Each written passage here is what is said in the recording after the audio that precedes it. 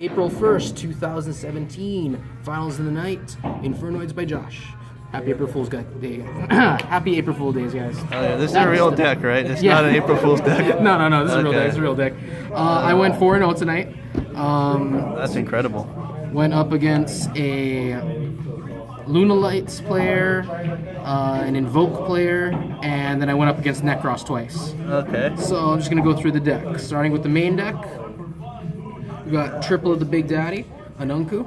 Okay. Triple of Big Mama, Deviati. Okay. Pretty standard. Double of Tondel.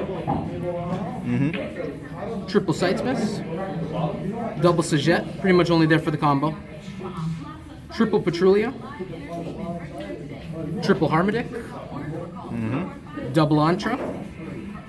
Double Permias. I went on 2 on each of the small ones because I want the number to still be at 10 just in case I happen to get a certain card off. Triple Decatron. That's all the Noids. Then for the non-Noid monsters, we have Triple Raiden. Triple Snow, MVP of the deck. Not so much tonight, but in general, it's usually the MVP. And what does she do?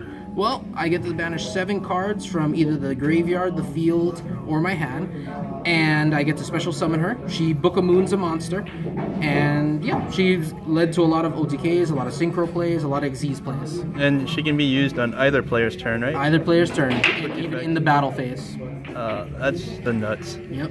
And the last monster, Max C, at 1. Contemplating whether I need it or not, it did come in handy a few times against a Necros player. Especially when you get all freezing. Yeah. And that is all the monsters. Moving on to spells. Left arm offering at 3, so that we can search. That grass looks greener. MVP, pretty much the only card in this deck that makes 60 cards worth playing, in all honesty. Please don't get hit. Triple Void Banishment, my other MVP card, puts me into my Void Feast plays, or trigger dot deck, if you will. Double Void Seer, just good for, in case they try to target one of your Noids and you don't want them to. Double Imagination for Tiara plays, or if you just want to fill up your board of Noids and not have restrictions. How often do you go into Tiara with this deck? I want to say out of 10 duels, I might go into Tiara maybe twice out of 10 duels. Not very often, but it's good to have just in case. Charge of the Light Brigade at 2. Instant Fusion at 2. And my favorite card off the ban list, in Future Fusion. How often do I get this off? Not very often at all, but it's still fun to have. Maybe I'll take it out, maybe I won't. I actually had a duel with a Lunalight player last week, and I got to summon a Tiara with all 10 effects, and that was pretty awesome. Scary. 1 for 1. Reasoning. Monster Gate. Burrow from a different dimension. Raigeki. And that's all the spells. Okay.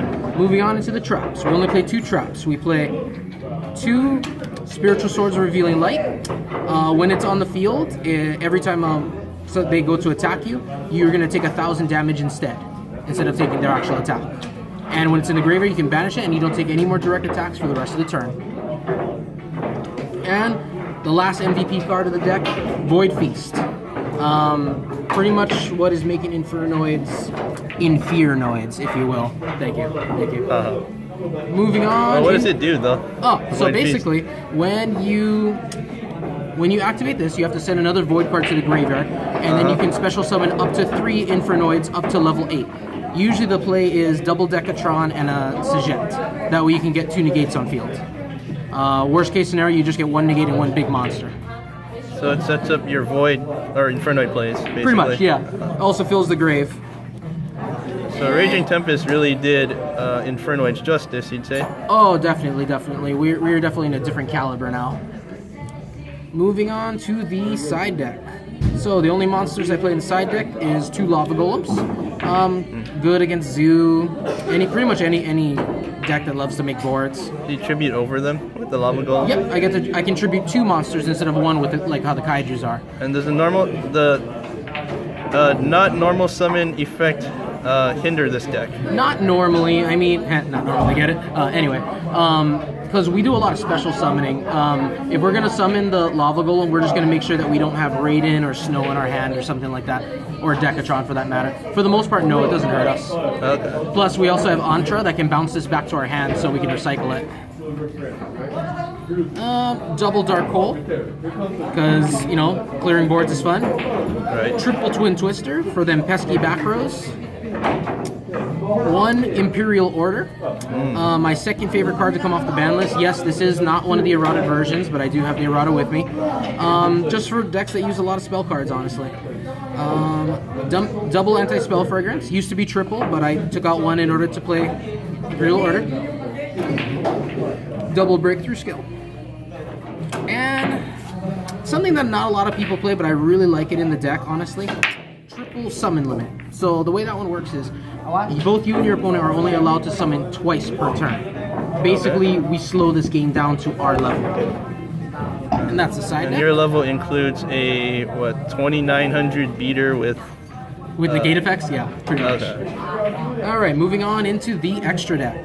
So, for our fusions, we have double Tiara. So Tiara is played not only for Imagination, but also for Future Fusion. If I can manage to get Future Fusion off, I can actually send every single one of my Infernoids to the grave using it. Scary. Elder Entity Norden for my instant fusion plays. Moving on into the XEs, we have our Utopia package, which includes Utopia, Prime, and Lightning. I like to double stack for the Utopia. Usually it's worth it. And I Thanks. guess with all the extra deck space, you can afford to do the double stack. I mean, most decks that use Utopia Lightning only go Utopia plus Lightning because they can't fit the Prime. Yes, agreed. Yeah. I had to make certain decisions when it came to that, but it just seemed worth it. Okay. And then I play one for rank 7s, which is my Red Eyes Flare Metal Dragon.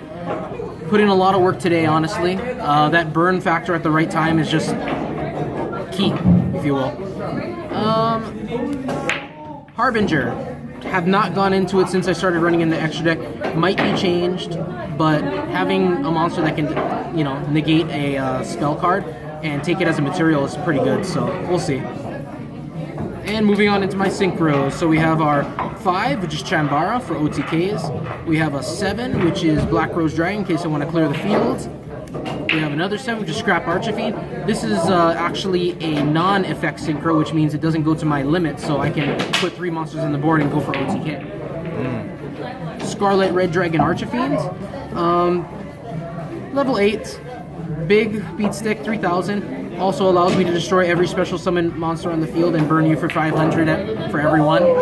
Sometimes it saves my ass. Yeah. It's an alternative win condition to what is already like a big beater strategy. Exactly. Nice. Double Psyframe Lord Omega. A lot of Ew. days it's my MVP. Some days if I have no other play, I put this on the board. Lets me recycle a couple of pieces, and I just run off of like 3 or 4 pieces at a time. And the last one is Crystal Wing. So because I don't run Tzolk'in or the level 3s that lets me go into this, I have pretty much only one play that lets me get this out, and that's if I have a level 7 out, and I have the level 6 out. I change it into Scrap Archifiend, and then I put my Decatron on it, and it becomes that. But still worth running in the deck in my opinion. And that's the deck profile, folks. There won't be a tournament tomorrow, so don't expect any other content for this week. And until next week, don't forget to scoop in the Wait, face. wait, before you go. What would you say your most interesting match was? My most interesting matchup. Yes. Honestly, like, there was this Necros player that I had to fix twice today. And although it is an out-of-date deck and really not made for this format, he put up one hell of a fight, honestly. Did he? So it was a very interesting one. But in all honesty, tonight we only had our 5 people tonight because our other 5 that are usually here are actually up in regionals. How did they do? Well, actually, one of our main guys, James Fleming, he actually took first place. He went 4-0-1, I believe. And then our other guy, Joseph Bascio, leader of Team E.N.D.P.H.A.S.E, he actually took second, and he went 6-1-0, I believe that's what his one was. Wow. So they did very well. Very proud of all of them. They represented Kauai well. Hopefully I can go next year. Oh. And that's it for me this week, guys. Thanks for tuning in. If you haven't liked and subscribed yet, be sure to do so. Click on the bottom. And until next time, don't forget to scoop in the end face.